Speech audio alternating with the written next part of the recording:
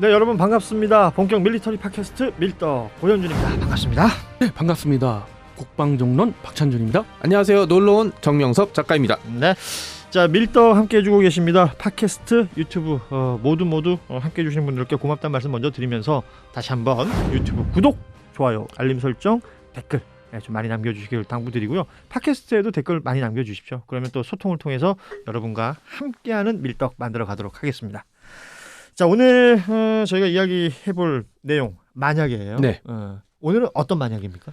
FX 사업이 굉장히 유명하긴 한데 그 이전에, 그러니까 제가 초창기 밀떡이었던 시절에 KFP 사업이라는 게 진행된 적이 있었습니다. KFP. 네. 코리아 파이터 프로그램. 네. 그러니까 한국 전투기 사업 중에 초창기 사업이죠. 피스브릿지 사업이 한 번 있긴 했지만 그건 F-16 초기형을 들여온 사업이었고, 이 사업이 83년 정도에 시작돼서 90년대에 이제 마무리된 거죠. 네네. 그러니까 그 전까지 F4, F5가 이제 주력 전투기였는데, 이 시점에서 북한에서 미그 29가 들어왔고요. 미그 29 들어오면은 SU-27도 이제 들어오는 거 아니야? 라는 식의 정보가 입수됐기 때문에. 그때 이웅표 아저씨가 몰고 온. 그건 상당히 노후한 그러나 주력 기체였던. 네, 그때 그게 미그 몇 기였어요? 미그 19로 기억하고 미그 있어요. 19기. 네. 전쟁 나는 줄 알았어요 그때. 갑자기 영화 헌트였나? 헌트에서 황정민 씨가 맞아요. 이웅표 역할을 했었죠. 갑자기 생각이 났어요. 미안합니다. 예. 그러니까 북한의 공군력이 변화의 조짐이 보이게 되니까 대한민국에서도 당연히 우리도 신형 전투기를 도입해야 된다라는 여론이 있었고, 청와대를 중심으로 도입 사업이 진행이 된 게 KFP 사업이었습니다. 후보 기종은 여러 개가 있었죠. 가장 먼저 꼽혔던 건 F-28, 네, 호넷이라고 불렀던, 그다음에 F-16, 블록 32 정도 되는 전투기가 후보에 올랐고, 그 외에 만화로 유명하죠. 에어리어 88의 주력 기종이었던 F-20, 네, 타이거 샤크도 후보 기종, 그다음에 유럽의 토네이도 전투기, 그다음에 미라지 2000도 이제 후보 기종. 진짜 다 옛날 이야기다. 네. 그렇습니다. 거기서 조금 디테일하면은 블록 32는 초반엔 아니고요. 네. 원래는 그보다 한 단계 낮은 블록 15 네. 기체를 갖다 제시했었는데, 이게 시간이 이제 지났죠. 좀 네. 지나다 보니까 이제 30으로 일종의 발전을 한 거예요. 네. 유럽제 전투기는 초반에 탈락. 그다음에 F-20 타이거 샤크가 노스로브에서 막 로비 엄청나게 했었는데 대통령이 참관했던 시험비행에서 추락했어요. 네. 그러면서 얘도 탈락. 말짱꽝이네. 네. 남은 건 FA-18이랑 F-16이었는데 공군은 FA-18을 더 원했죠. 대형의 기체에다가 쌍발 엔진이어서 FA-18이 선정이 됐습니다. 그런데 모종의 사유로 공군 참모총장이 경질되고 F-16으로 기종이 변경됐죠. 그래서 지금 우리가 가지고 있는 필승보람의 이 전투기가 그때 도입된 전투기들이었습니다. 아마 그때쯤에 그 프라모델 좋아하시는 분들은 F-16 조립 엄청 하셨을 거예요. 그렇죠. 그 이후에 더군다나 늘어났어요. 아예 인기 그게 돼가지고. 그렇죠. 그래서 오늘 만약에는 F-16 말고 다른 기종이 들어왔다면 어땠을까? 그때 당시에. 네. 그리고 F-16은 탈락했다가 대선정됐기 때문에 FA-18이 계속 유지했다면 우리 대한민국 공군의 형태는 어떻게 변했을까? 이런 얘기를 한번 해보고 싶습니다. 네. 그건 굉장히 의미 있겠어요. 왜냐하면 그 이후로가 사실 공군력이 어떤 중요한 타이밍들이잖아요. 첫 발판을 놓은 그렇죠. 거죠. 네. 근데 그게 지금의 상황이 아니라 다른 만약에였다면. 네. FA-18 처음에 선정됐는데 다시 선정된 이유는 맥도날드 더글러스가 갑자기 바꾼 거죠, 말을. 처음에 50억에 해드릴게요. 잘해드릴게요 했다가 그래 그럼 니네로 할게요. 저희 한 80억인데 원래. 그런 애들이 있어요. 네. 갑자기 물론 시간이 지나면서 부품이라든지 뭐 이런 전자장비 때문에 가격이 올라갈 이유는 있지만 너무 갑자기 확 바꿔버린 거예요.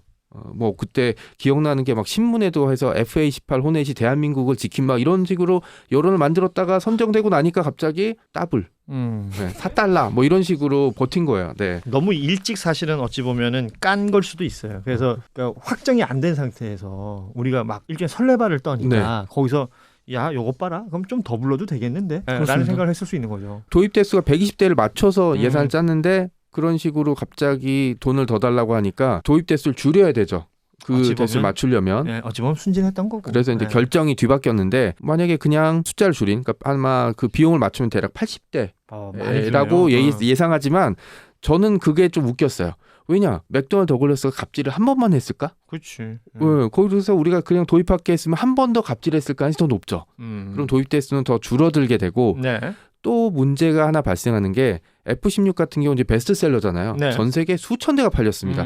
블록이 지금 70 뭐 이렇게 돼서 부품 조달이라든지 개량 사업이 굉장히 원활하게 돼 있어서 30년 동안 계속 써먹을 수 있었어요.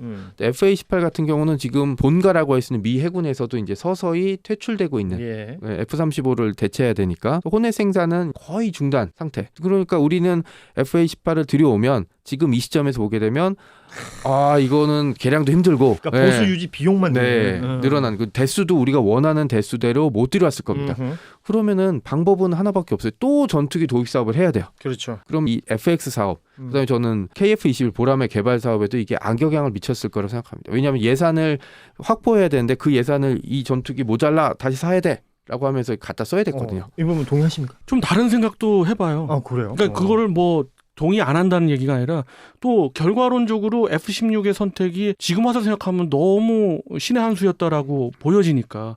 그렇지만 역사라는 건 꼭 그렇게 돌아가지는 않잖아요. 그렇죠. 우리가 SF 영화를 보더라도 과거로 갔을 때 과거의 사건을 바꾼다고 했을 때 전혀 다르게 흘러가잖아요. 요즘 뭐 멀티 세계관 뭐 이야기도 많이 하듯이.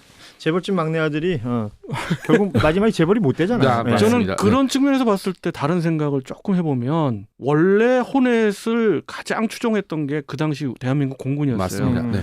성능적으로 보나 또는 쌍발 엔진이기 때문에 기체도 크고 그렇죠. 기체도 크고 그러면 대수가 중요한 게 아니다. 압도할 수 있다라는 측면이었고 지금 결과론적으로 이래서 그렇지 냉전의 한 중심에 있는 한반도에 대한민국이 선택한 전투기가 호넷이다 했을 때 세계적인 베스트셀러가 될 수도 있었겠군요. 될 수도 있었어요. 그건 아무도 장담을 못해.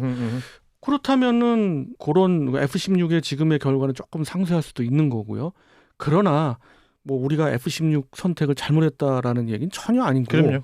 꼭 그랬을 수도 있지 않을까 그런 상상도 해봐요. 박 의원님 이렇게 얘기하시면 제가 다음 기종을 얘기하면 이렇게 얘기 못 하실 겁니다. 해보세요. 원래 선두 주자는 뭐였냐면 로비를 엄청나게 돈을 뿌렸던 노스롭의 F20 타이거 샤크였습니다. 그렇죠. 요게 F5의 발전형이었었고요. F5 기종은 원래 미군이 운영했던 건 아니고 미국의 동맹국에 뿌렸던 보급형 전투기 요거 베스트셀러였죠. 그러니까 후계 기종을 당연히 만들어서 처음에는 대만에 팔려고 했는데 이제 미국이랑 중국이 수교하게 되면서 대만에 무기를 판매하는 게 좀 제동이 걸렸어요. 그렇죠. 불가능해진 거죠. 그러니까 이제 F5는 버리고 새로운 넘버링을 붙여서 전 세계적으로 세일즈를 한번 해보자라고 했습니다. 여기서 또 하나 낚시를 던져버렸어요. 본의 아니게 F18 다음에 F19여야 되는데 F20으로 넘버링 붙여버린 거예요. 그러니까 사람들이 F19는 뭐야?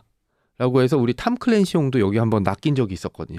그래서 이게 뭐 비밀리에 스텔스 전투기 같은 거다라는 식의 얘기가 한번 했는데 노스롭에서는 그냥 20이니까 새로운 넘버링이잖아요. 그런 식으로 붙였던 거였습니다. 어쨌든 F5의 발전이 엄청 간단한 이유였어. 근데 이게 전투기가 우리나라에서 한번 떨어지고 캐나다에서 한번 떨어졌거든요. 만약에 그때 전투기가 추락하지 않. 그리고 이게 나중에 밝혀졌는데 전투기 자체 문제가 아니라 그냥 실속 때문에 그냥 조종사 기절해버린 거예요. 그래서 추락해버린 거였거든요. 그 사건이 없었다면 F20도 사실 이게 KFP 사업의 승자가 될 가능성이 없진 않았죠. 근데 여기서 이제 챌린지를 좀 한다면 타이거 샤크는 그 당시에 뭐 성능적인 면이나 모든 면에서 마무리할 게 없었어요. 추락만 아니었다면. 그렇지만 태생적인 한계가 있는 게 타이거 전투기의 기본적인 업그레이드가 이제 한계점에 도달했던 게 바로 타이거 샤크였고요.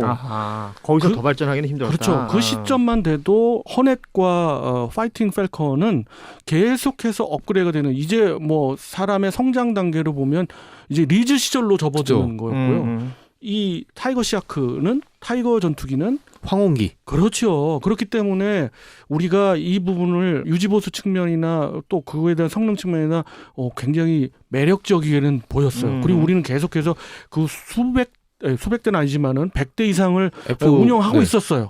그렇기 때문에 유지보수 여러 가지 좋았어요. 떨어지지만 않았다면. 근데 대통령이 보는 앞에서 떨어져. 그리고 노드롭 그루만이 기본적으로 영업력에서 밀렸죠.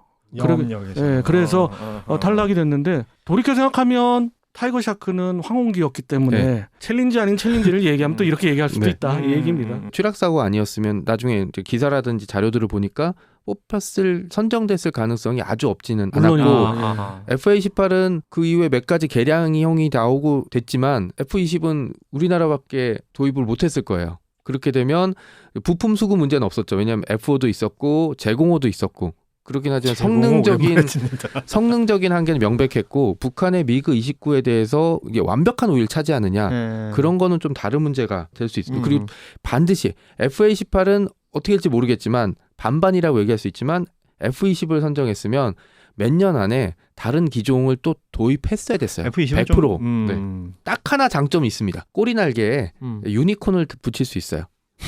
이게 뭐냐면 이제 에어레 88에 엄청난 장점이에요. 남자 주인공이 최종 기체가 F20이었고 거기 꼬리 날개 이제 유니콘이 있어서 아마 그 도장은 뭐 쓸 수 있었을 겁니다. 만화를 과하게 보면 안 돼요.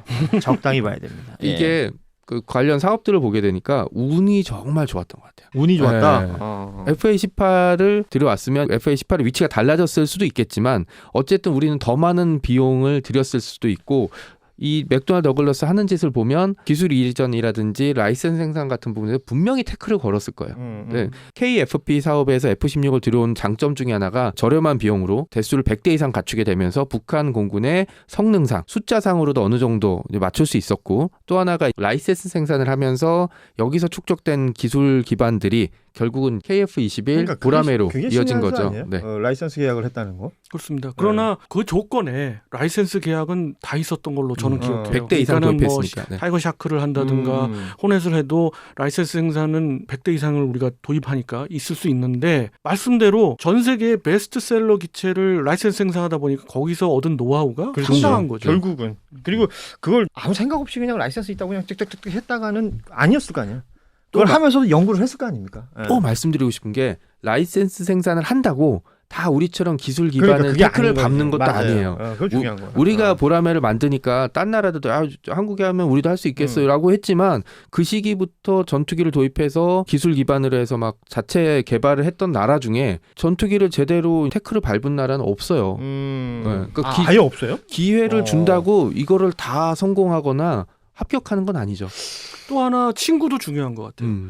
우리가 럭키드 마틴, 럭마를 선택하는 거나 마찬가지잖아요. 그렇기 때문에 이렇게 걸어온 거 아닌가 싶은 생각도 있어요. 근데 그 당시로 보면 허넷을 선택했으면 지금 시점에 보면 보잉이잖아요. 그죠. 아 맞다. 야 보잉 지금 갑질 대마왕. 네. 어려워요. 그리고 기술 이전 상당히 좀 더 까다로운 게 보잉이었고요.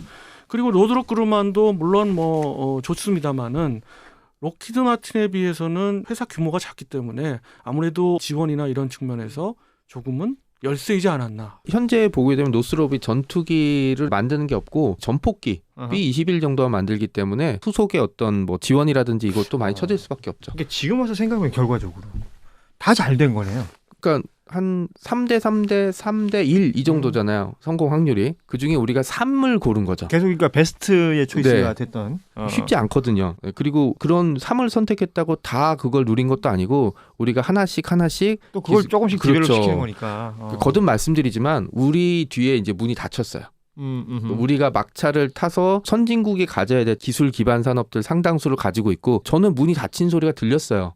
뒤에는 우리보다 더 많은 시간과 돈을 들인다고 이제 전투기를 100대 정도 도입한다고 그 라이센스 생산한다고 기술을 다 주진 않고 준다고 해도 해외 판매에는 분명히 제동을 걸 거거든요. 네. 미래의 라이벌이 된 사람이 너무 많으니까 그렇게 됐다면 우리가 처음에 KFP 사업에서 첫 단추를 어떻게 보면 굉장히 잘 끼운 셈이죠. 그러니까 뭐든 이렇게 막차를 잘 타면 좋은 건데 네. 굉장히 이게 사실은 막차로 표현해 주셨지만 그 뒤에 후발주자가 만약에 생기는 상황이라면 이 격차는 굉장히 큰 거잖아요. 그렇습니다. 전투기 분야에서는 글로벌한 입장에서 보면 이래요. 그 막차라고 표현하셨잖아요. 그 어떤 티어 1 세력 안에 들어가는 게 그 숫자가 점점 줄어드는 거고 티어 1과 티어 2의 기술력 격차는 계속 벌어지고 점점점 더 벌어져요. 이젠 따라올 수 없는 지경에까지 와 있고요. 우리가 전 시간에 튀르키예에 대해서 이야기했지만 튀르키예가나 대한민국이 막차라고 글로벌한 전문가들은 다 얘기합니다. 네. 그러나 탔긴 탔지만 그건 5세대 얘기예요. 6세대는 또 다릅니다. 6세대에서는 그 중에서 또 어느 거가 탈락할지 몰라요. 거기에 우리가 계속 그 세력 그 맞아요. 이거 글로벌 중에- 집단 안에 있다면 우리는 자주국방 실현되는 거고요. 그렇지 않으면 극단적으로 얘기하면 다 수입해 와야 돼요. 이젠 어차피 6세대는 필요하고 우린 개발 안 되고. 6세대는 기술 이전에 기자도 못 끊을 거예요. 그렇죠. 도입 한 40대? 그래 대당 3억 달러 하고 기술 이전은 안 해주겠죠. 기술이라는 건 이런 거예요. 기술 이전 해주겠다고 할 거예요. 당연히 해주지만 받아들일 수가 없어요. 그걸 그러니까 소화를 못 해. 베이스가 있어야. 그럼요. 그럼요. 우리가 인도네시아에 기술 이전 해주겠다? 뭐 다 해주겠다고 하죠. 그렇지만 우린 자신 있게 기술 이전 해주겠다는 그 뒷 이면에는 너희들은 소화를 못 해. 그러니까. 전문 용어로 따라올 테면 따라와봐. 그렇지, 그렇지. 네. 이게 노키아야, 사실. 네. 이 스마트폰으로 바뀔 때 어, 노키아가 가졌던 태도가 그런 거였잖아요. 예. 그러니까 지금 노키아 우리가 뭐 누가 쳐줍니까? 그러니까 지금 생각해 보면 그런 거예요. 우리가 여기서 또 반면 교사로 삼을 거는 이런 게 있어요. 그럼 미국은 우리를 그렇게 생각했을 거 아니에요. 그럴 그래서 수도 이 있죠. 기술 이전 줬어요. 네. 저 말씀하셨던 그 F-16 도입 KFP 사업에서 기술 이전 해줄 때 우린 그런 마음으로 해줬을 거예요. 그들은 야, 다 줄게. 그래. 니들이 얼마나 언제까지 따라올 거야? 거기서 따라올 테면 따라와 봤는데 우리가 따라가 버린 거지. 네. 지금은 세계 시장에 어. 경쟁자로 등장할 가능성이 굉장히 짙게 높아졌죠. 됐죠. 이게 참 이 우리 국민성 네. 희한합니다. 그러니까 방향을 다른 잡을 나라에서 때는 보면 굉장히 얄미울 수도 있어. 그렇죠. 지금 독일은 잠수함 때문에 땅을 치고 후회하고 있을 거고 우리가 터키에게 기술을 이전해줬지만 알타이 전차는 그냥 알타리무처럼 돼버린 거예요. 숙성이 너무 시간 오래 걸려서 말장난친 네. 거예요.